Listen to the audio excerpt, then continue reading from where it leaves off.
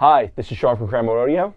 And I'm Ed from Cranborne Audio. And we are here at Signal House Studios in lovely Hertfordshire, England, just a short jaunt from our office. And we're here to have a little bit of a chinwag. Bit of a chat. About HarmonicEQ. So, Carnaby HE2 is our nice, fun little box that we just made. It's here, sitting next to me right here. And the last time we did like a thing like this was for our Carnaby 500, which is its little brother. In fact, it's over there in the rack over there, just peeking its little nose over there. So our Carnaby HE2 is an evolution of our Carnaby 500, and it brings a lot of fun stuff and nice additions, especially workflow improvements to the Carnaby 500. But ultimately, it is the same HarmonicEQ circuit, the groundbreaking design that this man and the rest of our team here worked out countless hours developing, and so we can bring it all to you, all you guys now. So obviously the Carnaby 500 is a 500 series module, so okay, we would do a rack mount format because that's what you do. You want it in different formats. People have different things in their studio, different kit that their studio is formed around, different ways and form factors that they like to use. So obviously making a rack mount Carnaby makes a lot of sense there. But I guess, Ed, the real trick of when we figured out HE2 would be something special was, hey, wait a second, we can make this all digitally recallable. Yes, came from the work we put in to make the modules be able to do the OptoSync, be able to transmit the controls aside. That naturally led into this. And beyond OptoSync, right? I mean, part of the reason why we needed to make stuff digitally recallable is not because, well, digitally recallable is hugely beneficial, obviously, but the other problem is you can't really make a HarmonicEQ with all the switching that occurs any other way. There's just the circuit's too complicated. There's too much stuff getting switched. So we needed to switch lots of things at once, and the only way to really do that was to develop this control mechanism to wiggle all these filters and things like that. I previously called them like thousands of little gnomes. Yeah, and that is what's happening in the circuit. You know, there are lots of little things getting wiggled with every knob press, and an analog pot, an analog switch can't do that. Yeah, some of the controls are a single pot is controlling up to sort of half a dozen different parameters all in a single sweep. So yeah, so once you have that, right? So okay, we needed that in order to make a HarmonicEQ, and then it's like, well, we could just make this all digitally recallable. So why don't we do that? So we did, and the digitally recallable analog thing is it's so powerful. I mean, we're big on hybrid mixing. We're big on bringing stuff forward in our industry. You know, Ed and I have been in this industry for a while. Yeah, we love the audio industry. We love all our different types of customers, you know, track engineers, you know, mixing engineers, mastering engineers, musicians, you know, it's a fascinating world that we try and enable, and like nice, passionate people who care. And so it's a pleasure to do these sorts of things. But you think about the challenges that exist today, you know, the time pressure from the labels and getting releases out and stuff like that. You know, it's hard. It's hard work right now, you know, to stay competitive. And to have, you know, your sound, your mixing, and yet still hit the schedule and get the revenue demands that like kind of modern mixing engineers and master engineers are working towards. So digital recall is not just awesome because it makes it, you know, you can use a plugin and stuff like that. It's really important for time purposes. You know, you can recall that session, you know, from 2 years ago instantaneously. You know, we have a couple awesome engineers here in London. One of them specifically said to me a few months ago that he got a call out of the middle of nowhere. Somebody was about to appear on the Tonight Show or something like that, and they needed to mix without the drums because they were going to have a live drummer. He only found out that morning. Now, that's another thing, whether, you know, label people should be more on their thing and give more heads up to these engineers. Point is that, like, if he wants the business, if he wants to keep making those records, he needs to be able to satisfy these requests. And if you have a huge studio of analog equipment that has to all be manually recalled with recall sheets and like manual markings and on pots, not even switches, not even like discrete pots, you know, like detented pots, no, like variable pots, and you need to match it exactly to the record. I mean, it's pretty impossible, you know? Whereas with digitally recalled analog gear, press a button, it's loaded, done. It doesn't get any more hybrid than digital control, but analog sound. So we had a massive challenge in getting a sufficient number of filters into this product that, you know, had the control and the low distortion through the clean paths, while being able to handle the signal levels of the distorted paths. So I had to come up with a whole new circuit to do that. I mean, obviously going back to the Carnaby 500 module, you had the gigantic challenges in actually creating a circuit which had the control of the saturation character that we needed. That was very unique, and a really an incredible task of fine tuning. Then the digital control side of this is actually quite a major project in building a platform that would control all these different parameters, and I think there's about 5 different processors, all with all their own different code and doing different things. I do remember. I mean, the only thing I say I do remember is I think one day you came to us and you're like, "Hey guys, I think I just solved, like, you know how you were saying you guys would love to do digital recall analog? Yeah, I think I solved that all. I think I figured it out."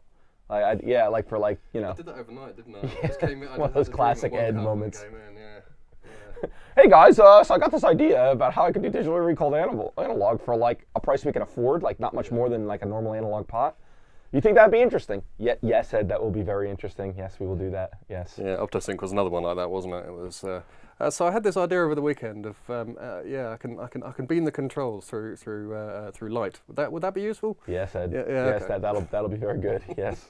I think we said that in one of the previous interviews too. It's so true though. It is like that is literally how these things happen though.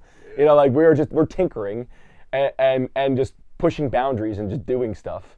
And then it's like, we either stumble on something, we're like, that's awesome, or Ed, like burning the midnight oil, will come in the next day and just be like, yeah, so I was like messing around with this and this broke, so I had to invent a whole new circuit and a way of doing this, but I think that allows me to do all this other really cool stuff. Is that useful?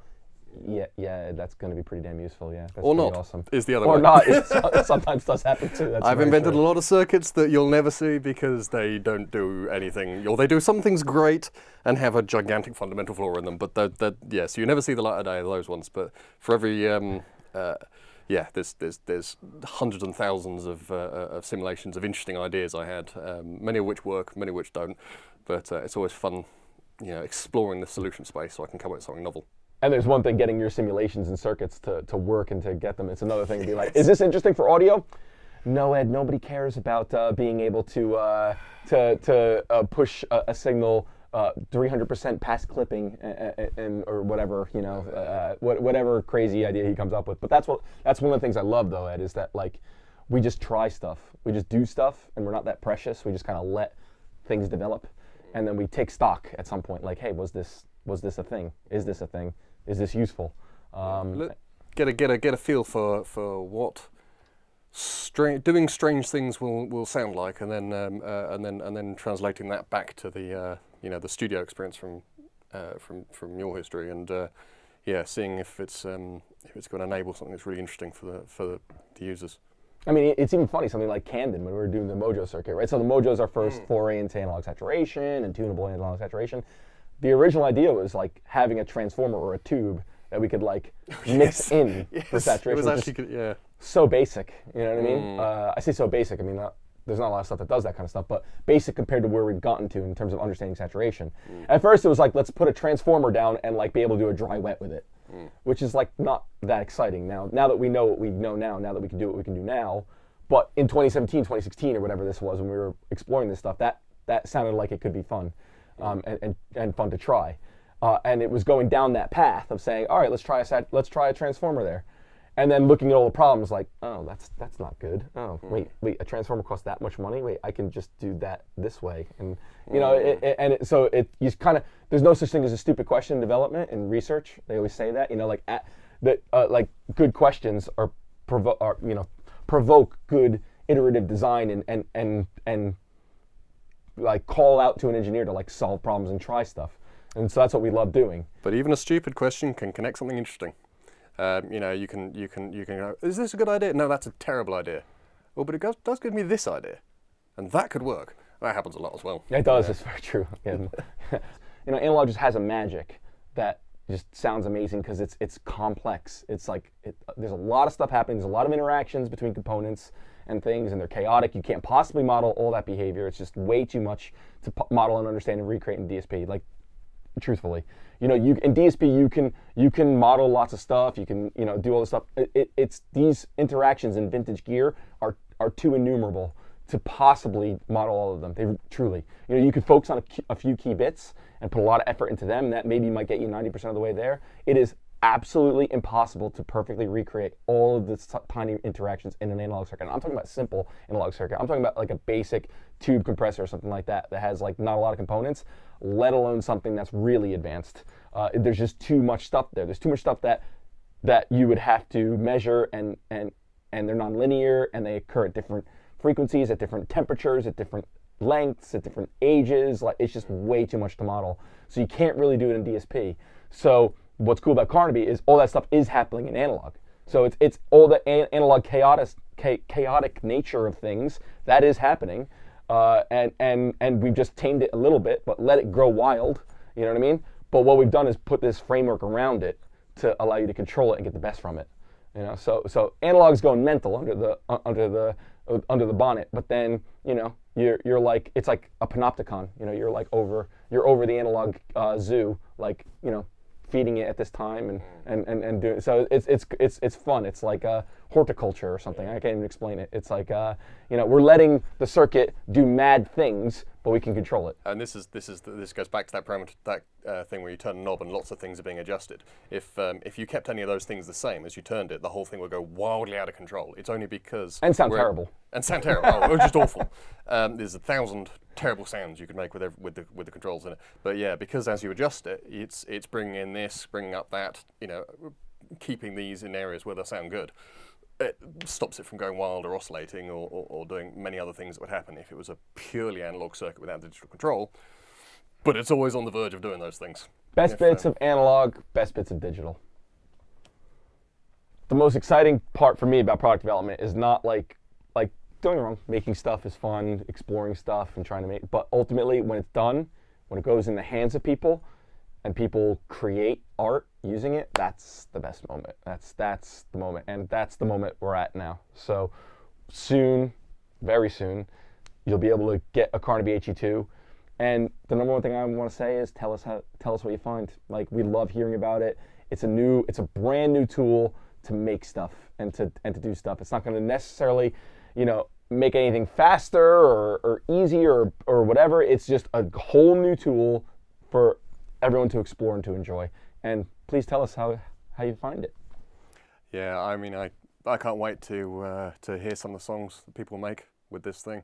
It does such a powerful thing on already mastered tracks. I want to hear the music people create with it, and what it inspires and what it leads to. Oh yeah, Ed, we haven't talked about the plugin. Oh right, yeah. So we should probably show that. Absolutely. So I think the powerful thing about the plugin is here. Imagine that's like all your amazing presets for all your various templates and different instruments, independently adjustable. But then also, you're in your DAW project, your rack is remote somewhere, somewhere in the rack, you don't want to get it, you don't want to access it. Well, you can wangle it all from there. Pretty sweet, Yeah. Hybrid mixing.